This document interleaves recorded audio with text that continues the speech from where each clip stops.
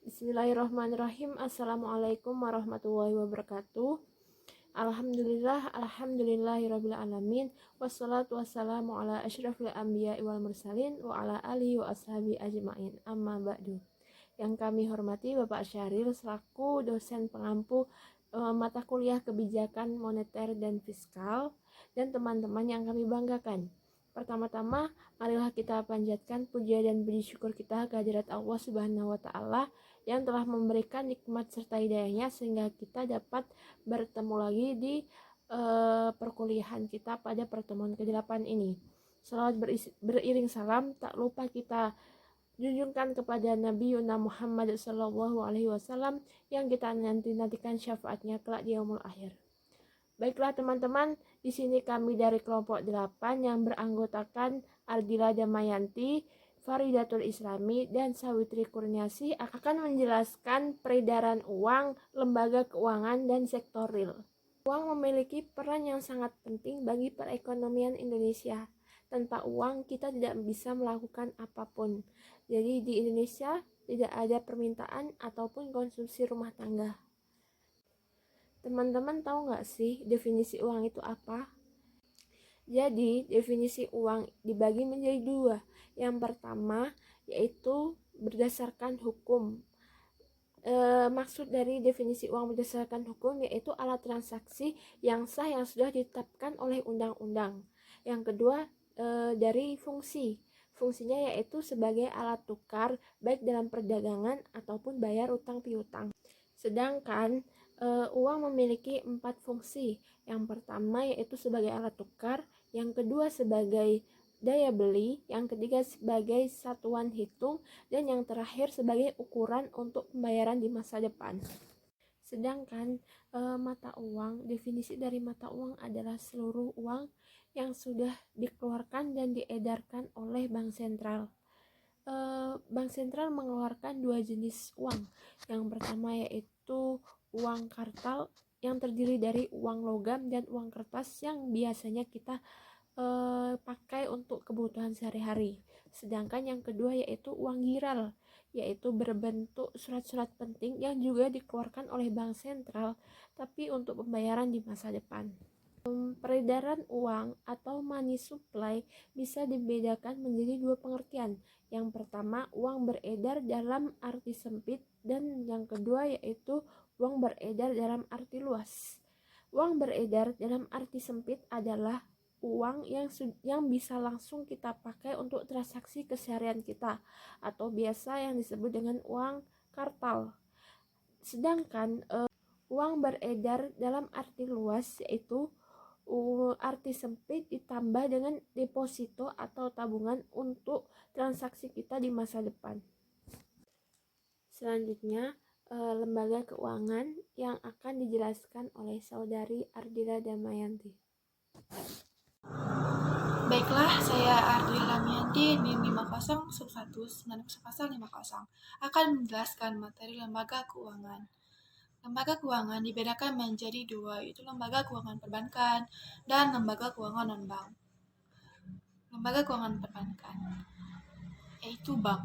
Bank adalah suatu badan usaha yang menghimpun dana dari masyarakat dalam bentuk simpanan dan mengeluarkannya kepada masyarakat dalam bentuk kredit.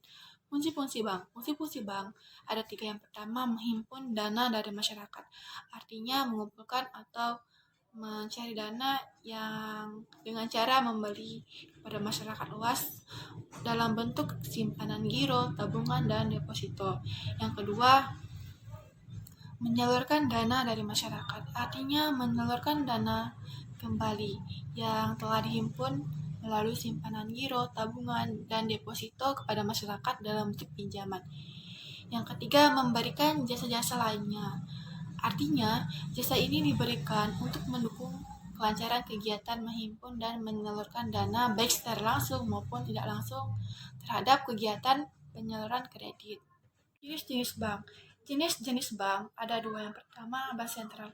Bank sentral memiliki tugas wewenang untuk mengatur peredaran uang, mengatur penyerahan dana-dana, mengatur perkreditan, mengatur perbankan, dan menjaga stabilitas mata uang, serta mengajukan pencetakan atau penambahan nilai mata uang rupiah. Yang kedua, bank umum. Bank umum adalah lembaga keuangan yang menawarkan layanan produk dan jasa kepada masyarakat dengan fungsi seperti menghimpun dana secara langsung pada masyarakat dalam berbagai bentuk dan memberikan kredit kepada masyarakat yang membutuhkan, jual beli valuta asing atau falas, serta menerima penitipan barang berharga. Selanjutnya, produk-produk bank. Produk-produk bank berupa pemberian kredit, pemberian jasa pembayaran, dan pemberian pengedaran uang. Lembaga keuangan non-bank. Lembaga keuangan non-bank adalah semua badan usaha yang melakukan kegiatan di bidang keuangan, baik secara langsung maupun tidak langsung menghimpun dana, terutama dengan jalan mengeluarkan kertas berharga dan mengeluarkannya kepada masyarakat untuk pembiayaan investasi perusahaan-perusahaan.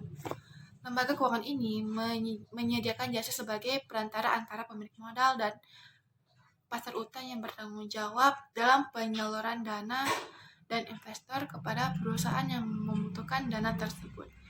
Contoh lembaga keuangan non-bank. Yang pertama, pasar modal, pasar valuta asing, atau pasar utang. Yang ketiga, perusahaan asuransi. Yang keempat, sewa guna usaha atau leasing. Yang kelima, modal ventura. Yang keenam, anjak piutang. Yang ketujuh, dana pensiun. Baiklah, cukup sampai di sini materi yang saya jelaskan. Selanjutnya akan dijelaskan oleh Savitri Kurniasi. Baiklah, saya Savitri Kurniasi akan menjelaskan materi tentang sektor real. Sektor real adalah sektor usaha kecil yang ada di dalam masyarakat, terutama pada rakyat kecil.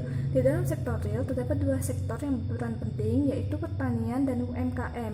Sektor pertanian merupakan sektor yang sangat berperan penting dalam pertumbuhan perekonomian yang ada di Indonesia. Sedangkan UMKM merupakan salah satu jalan di mana masyarakat dapat lebih produktif dalam meningkatkan usaha-usahanya atau lebih mengembangkan karya-karyanya.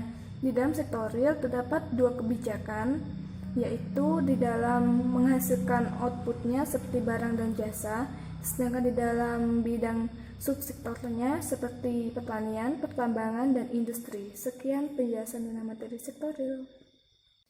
Baiklah teman-teman, sekian presentasi dari kami kelompok 8. Apabila ada kesalahan, kami mohon maaf yang sebesar-besarnya. Thanks for your attention. Akhirul kalam. Wassalamualaikum warahmatullahi wabarakatuh.